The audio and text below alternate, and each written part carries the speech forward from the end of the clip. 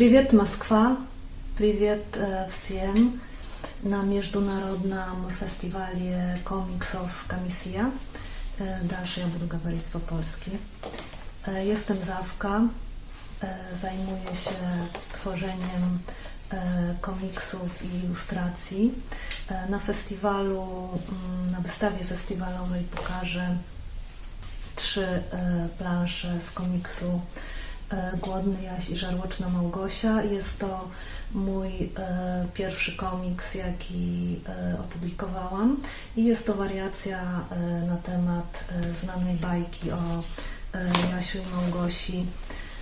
Tylko ta moja historia jest bardziej zwariowana, bardziej taka pokręcona, psychodeliczna, krew się leje, jest też nawet trochę zabawna. I tutaj jest przykładowa plansza. Jest także widać, że ten komiks akurat był realizowany techniką malarską. Podobnie również techniką malarską to jest książka ilustrowana z kolei. Jest to baśń włoska, również techniką malarską. Kolejna rzecz, tak szybko pokażę inne rzeczy, które zrobiłam. To jest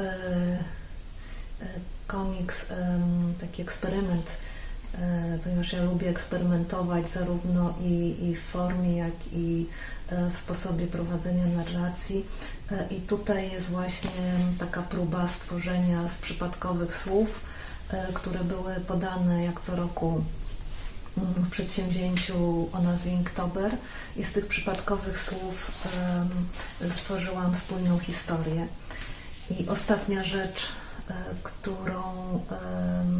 która ukazała się w tym roku, to jest komiks Jazda stąd, i jest to również coś innego niż do tej pory zrobiłam, ponieważ tak naprawdę jest to historia, która opowiada, która pokazuje to, co się dzieje wewnętrzny świat bohaterki. Jest to zapis taki właśnie metaforyczny, symboliczny, ograniczone jest słownictwo i pokazuje świat wyobraźni, myśli.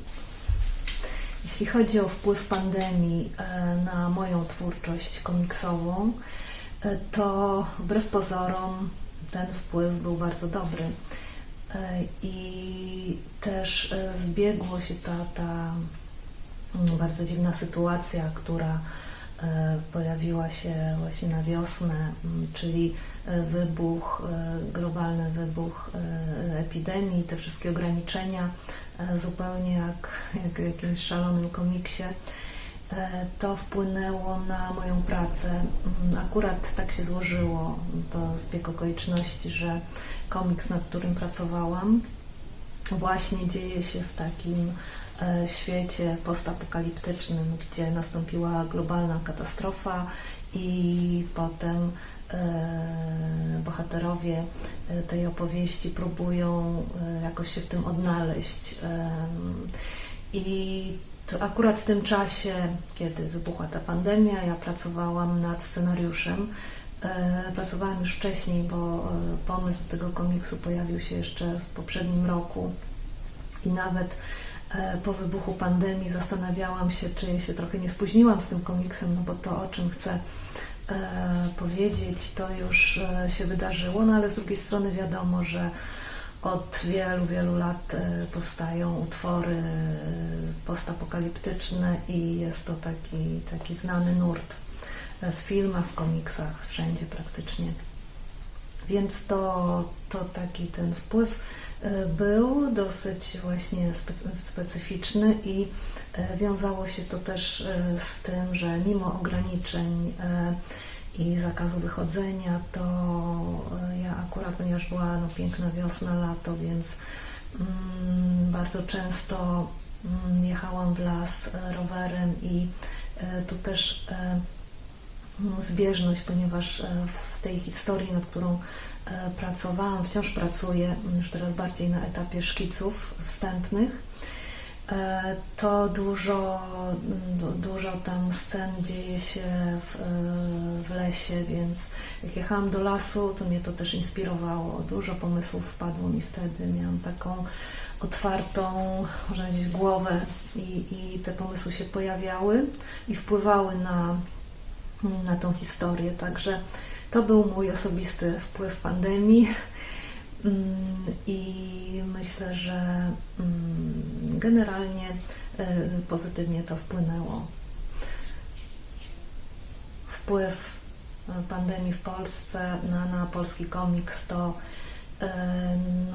nie odbyły się festiwale tak, jak były zaplanowane. Część z nich odbyła się za to online, więc to taka duża zmiana.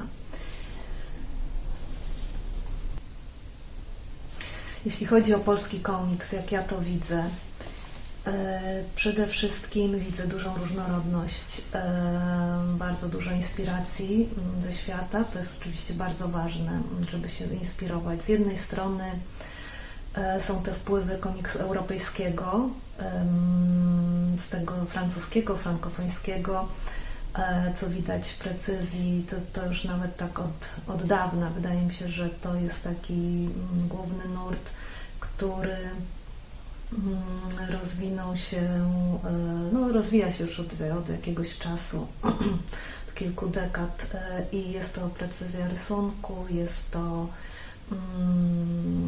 taka dokładność formalna, bardziej realistyczne też przedstawianie.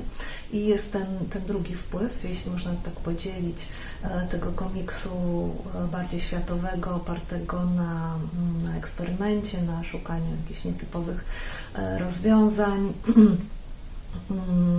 na taki też artystycznym eksperymentowaniu, i ten nurt jest mi osobiście bliższy. I jakby dużo czerpię inspiracji ze świata, z tego, co się dzieje poza granicami. Myślę, że ważne jest, żeby te wpływy, które są nieuniknione, ponieważ żyjemy w określonych czasach i jest gdzieś to podobieństwo takie ogólnoświatowe, ale też ważne, żeby to zawsze przetrawić przez siebie. I to, co ja widzę, co się dzieje na polskim gruncie komiksowym, no to właśnie jest ta różnorodność i też powiedziałabym, że tendencja taka wzrostowa, rozwojowa, jest coraz więcej artystów, coraz więcej powstaje komiksów i wydaje mi się, że to jest taki duży rozwój teraz, duży wzrost. I wydaje mi się, że będzie to podobnie tak, jak stało się z ilustracją. Jak patrzę na polskie ilustracje, to praktycznie nie widzę różnicy, jeśli też obserwuję ilustracje zagraniczne. Jest to bardzo, bardzo wyrównany poziom, wysoki poziom i na pewno ma to związek z tym, że po wojnie mieliśmy wielu wspaniałych mistrzów ilustracji, Polską Szkołę Ilustracji, która właśnie jakby jest taką bazą, także widać ten wpływ. No tutaj również teraz. W komiksie jest podobnie, wydaje mi się podobnie. Też mieliśmy mistrzów komiksu powojennego. Ten wpływ wciąż jest zauważalny, z tym, że teraz doszła bardzo duża rozpiętość, taka różnorodność formalna i treściowa. I tak jak powiedziałam, to jest ważne, żeby następowała wymiana artystyczna na świecie, także tutaj, że jesteśmy teraz na festiwalu w Moskwie, to też jest taki rodzaj współpracy, możemy się wymieniać artystycznie. Także dziękuję za zaproszenie mnie na ten festiwal, za to, że mogłam podzielić się swoją twórczością i mam nadzieję do zobaczenia. Do встречи.